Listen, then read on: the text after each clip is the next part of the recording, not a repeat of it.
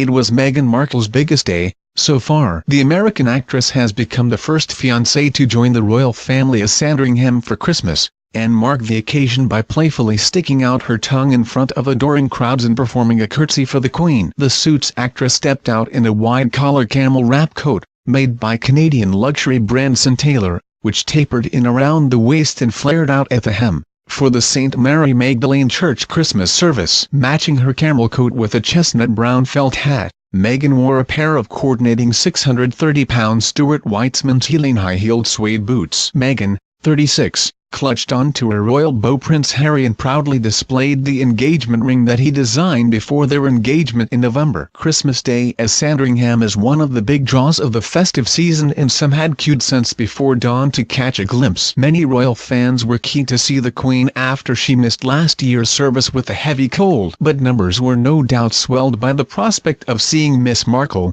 36, who is due to marry Prince Harry at Windsor on May 19. Fortunately for her, other young royals were there to whisper some friendly advice. As they left the church, William and Harry could be seen chivalrously guiding Miss Markle through what was to come next. Harry gesticulated towards the waiting crowds, with whom they would be expected to chat to as they walked back up to the main house. Miss Markle could be clearly seen to nod thoughtfully and mouth yes in reply to the prince. She had, unusually for a royal fiancée, been invited by the Queen to join the official festivities. At 91, the monarch is much more relaxed about protocol these days, and genuinely delighted to see her grandson so happy. Meghan seemed at ease as they smiled and chatted during the short walk to St. Mary Magdalene Church alongside William and Kate, who was pregnant with her third child and showed off a small baby bump beneath a striking 2,655-pound tartan muumuu coat. It is the first time the two women have been pictured together since Meghan and Prince Harry revealed their impending nuptials. The Queen arrived at the service later by car wearing an eye-popping orange jacket with a matching intricate floral hat. She completed her look with a 900-pound round handbag in brown leather and caramel suede with a gold-colored handle made by Chloe, while a pair of Meisenberg diamond earrings added a touch of sparkle to Ms. Markle's classy ensemble. They are the same 3,500-pound snowflake design earrings she wore to her Buckingham Palace dinner last week. While the Queen travelled to church by car,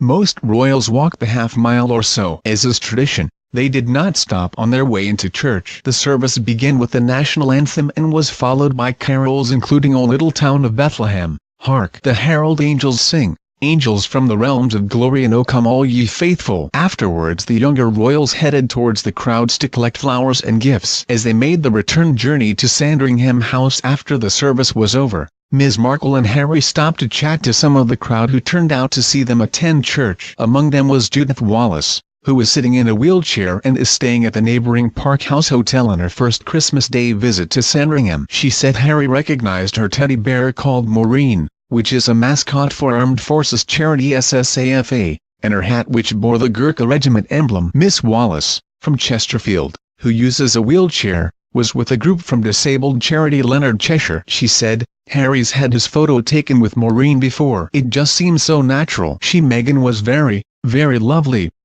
William and Kate stopped to talk to 9-year-old Tallulah Reid, who is waiting outside the church with a bunch of flowers. Tess Gilder, manager of Park House, which describes itself as a unique hotel for disabled people, was with Ms. Wallace. She said of Ms. Markle, she was just so natural, so lovely. She added, I think they just wished us a happy Christmas and were interested in whether we had been before. William and Kate stopped to talk to 9-year-old Tallulah Reid, who is waiting outside the church with a bunch of flowers. Tallulah's mother Jacqueline said, Kate just asked what time Tallulah woke up this morning and if Santa came. We just asked them if Prince George and Princess Charlotte opened their presents and she said yes, and that they were very excited. Prince George was given the police car he had asked Santa for, William revealed. Emily Randall, 31, was first in the queue to get into the area by the church with her boyfriend Jamie Mackay, 42. She said they set out from Chichester in Sussex before 10 p.m. on Christmas Eve and arrived at Sandringham around 2 a.m. She said,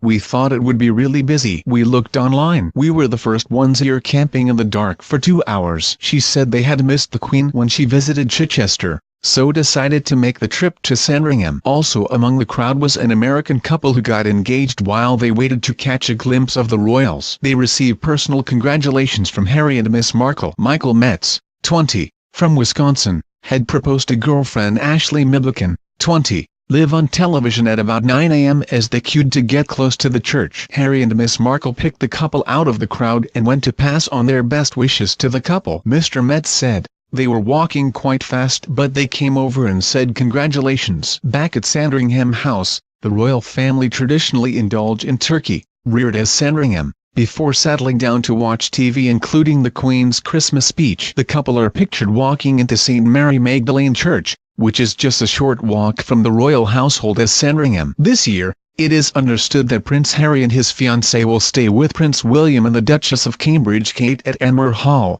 their home in the Sandringham grounds, rather than in the main house. Markle will have to adjust to the royal family's idiosyncratic ways and customs, ingrained in centuries of tradition. The royals exchange gifts on Christmas Eve, in keeping with German practice. Markle is reportedly an animal lover but will have to put up with royals' tradition of going out shooting on Boxing Day. The Queen arrived in a car and joined the group from the house, which also included the Duke of Edinburgh and the Prince of Wales. Hundreds of well-wishers turned out to catch a glimpse of the royal family, with some calling out Merry Christmas as they walked past. Earlier this morning, Prince Philip led the charge with Prince Charles following closely behind. He walked with his wife Camilla, who wore a scarf to cope with the cold. His other sons Andrew and Edward were accompanied by their sister Princess Anne, who sported a royal purple shawl with a hint of festive red over a deep blue coat. But not all of the family were dressed so spectacularly, with Princess Beatrice opting to shun high heels for a pair of dirty trainers,